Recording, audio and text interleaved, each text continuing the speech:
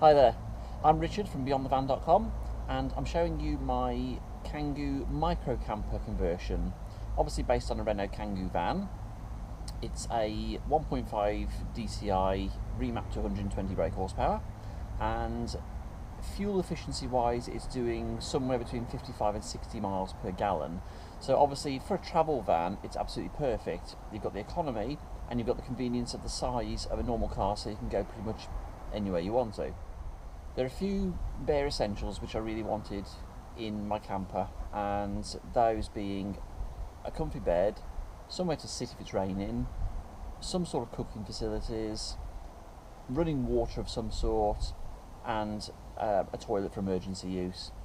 I've managed to get all of those into this van, which I'll show you in a second, and I've even managed to get a shower in here as well, believe it or not. Okay, you do have to shower outside, but at least when you're travelling around you can have a shower if you find somewhere quiet to park up. So let me show you around the micro camper. Main access to the living part of the van is through the side door, so there we go. Okay, so the way this works is for daytime use you've got a relatively comfy sofa, and you've got the double burner hob here for the kitchen, and you've got running water into the sink here. The bed extends into the cab and will sleep somebody at least 6 foot tall quite happily. Well, I'm 6 foot and I can get a perfectly good night's sleep, apart from Ted the dog, who tends to sleep on my feet, but that's another matter. If you want to sleep 2 people, that's not a problem, and all you do is the bed slides out to here. The back of the sofa drops down, so you've got probably the width of a small double bed. It does sleep 2. It's a little bit of a squeeze, especially with the dog as well, but it's all part of the fun. This is the shower. It provides 6 litres per minute of hot water, and it's powered by LPG. For practicality, obviously the shower head is stored on the inside, but to use the shower all you do is use the suction mounted shower head holder that I've got and put it on the outside of the van, put the shower head outside and have a nice hot shower. Happy days. As long as there's nobody around. That could get a little bit awkward. Okay, so the way the shower works is universal suction mount shower holder, which basically just goes anywhere on the outside of the van. So obviously for me to use it it's going to have to be a little bit higher because I'm a bit taller than this, but for the camera it's too nice. So that just goes on there.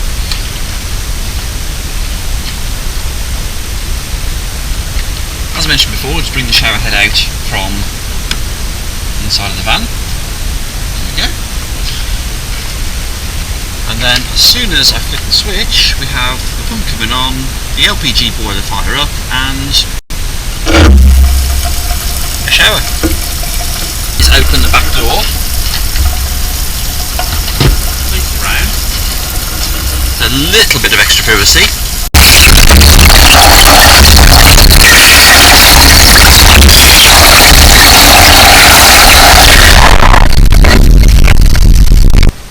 As I mentioned before, the shower is powered by LPG. All you do is join the gas tube together. That's just a quick release system there for safety. And all you do is turn the water on, flick the pump on, electronic ignition, boiler fires up, and out comes your nice hot water. So the cooking facilities, we've got the 2 burner hob, and which I've never actually lit before, so let's give it a go. So what you do, just turn the gas on. There we go, look at that. There's one on. There you go. Let's be brave, we'll light them both. Hey, there we go. Okay, so you're not going to cook a gourmet meal on these, but they are big enough to basically make yourself a drink, bacon butty, whatever. Basic camping stove, happy days really. Okay, on this side we've got wash up liquid, running water, and that is as exciting as the tap gets. Okay, so the toilet. Okay, not everyone wants to have a toilet in a camper, I appreciate that, but let's face it, at the end of the day we all need to use one at some point. So I thought, well, to have one in the van for emergencies, or if you're ill or anything like that, it's a great little addition to the van. So that just lives under here. Okay, and to use it, you literally just pull it out, turn around, and there's the toilet. Hasn't actually been used yet, it's brand new, and I'm hoping to keep it that way if I can. So it's just got the water in there at the moment, but yeah, so there's the toilet. Okay, so making the bed up. This part takes less than a minute. It can either be a single bed or it can be a small double. The first thing we have to do is lengthen it so the bed will extend into the cab area, and then if we want to make it into a double, we extend the width as well. Here goes. So first thing, roll the driver's seat forward and then just fold it forward, just like that. Okay.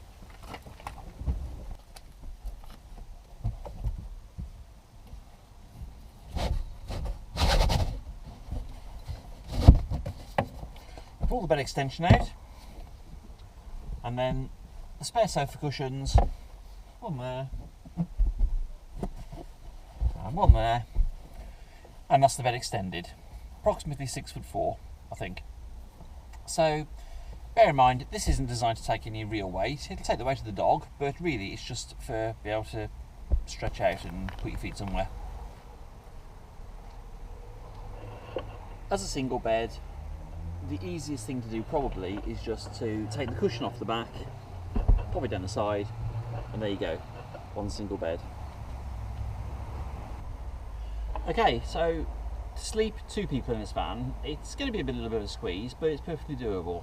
All you do is extend the width of the bed. So pull out the sliders, one there, one there. You also open the toilet cupboard door slightly, and then out comes this here, just like that. You then slide the big cushion along, or the little cushion, whichever, and there you have a nice big comfy bed. Oh yes.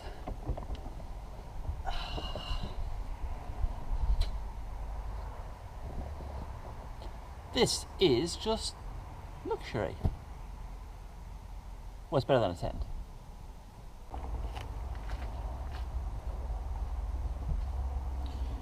So as you can see, it takes a couple of minutes to put the bed up. Not too bad considering. I think I've utilised the space pretty well in here actually. A couple of other things I want to show you actually while we're on the subject is where the water is stored. There's a 25 litre water container, and there's also a 5 litre LPG cylinder as well. The LPG is filled up at any petrol station using auto gas. The filler is on the outside of the van, and I'll show you those now. Okay, so under the kitchen we have the water and the gas. The water has a quick release valve on it as well, so it's easy enough to just take the tank out, go to a tap and fill it up. As I say, the gas is filled by auto gas from outside, and I'll show you that as well. That's just held on with magnet catches, nice and easy. So right there is where the gas connects up to it, so undo that, go to the petrol station, fill it up. It cost me £2.73 to fill the tank from empty, and how long will that last? I haven't got a clue, but at least it's a nice hot shower and a few cups of tea, if I drank tea. That there is the solar controller. A couple of little storage nets and things in various locations around the van, so handy just to put my phone in while it's on charge, or the camera batteries and things. As you can see, that's what's on charge at the moment. There's also just various sort of hooks and little bits and pieces around the 12-volt control panel there, so that can also give me the battery voltage as well. So if you can just about see that there.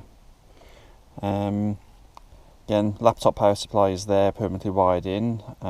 More storage nets. There is also a 135 amp hour leisure battery, and that is stored under the sofa behind the toilet compartment. So if I can just about get down, it is accessible from the front of the van if you just pull the driver's seat forward. There you go, you can see the leisure battery there. I've also got some thermal aluminium type blinds. These just rubber sucker onto the front windscreen and the 2 side windows in the front. Not sure how much I'll use them, but if you are parked up in a lay-by with car headlights coming towards you at night, I think these will be pretty good. I'm not too worried about sleeping with daylight anyway. I tend to wake up when it gets light, so I might use these, I might not, but they're a handy thing to have. They just sucker onto the glass and they make it completely pitch dark inside the van.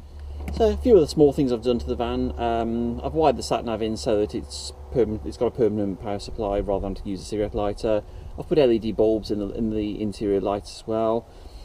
A few more things I've got to do before I go away, because I'm actually going away in a week's time around Europe in this van, so we'll be able to give it a good test. Just got to put some extra lighting in the back, spotlights, reading lights and things. I've got to make a table for it, which shouldn't be too much of a problem. And then it's off we go, myself and Aqua Ted, my collie, and we're going to Europe, and I'll come back when I'm ready. So, Kangoo micro camper, here we come. Bon voyage.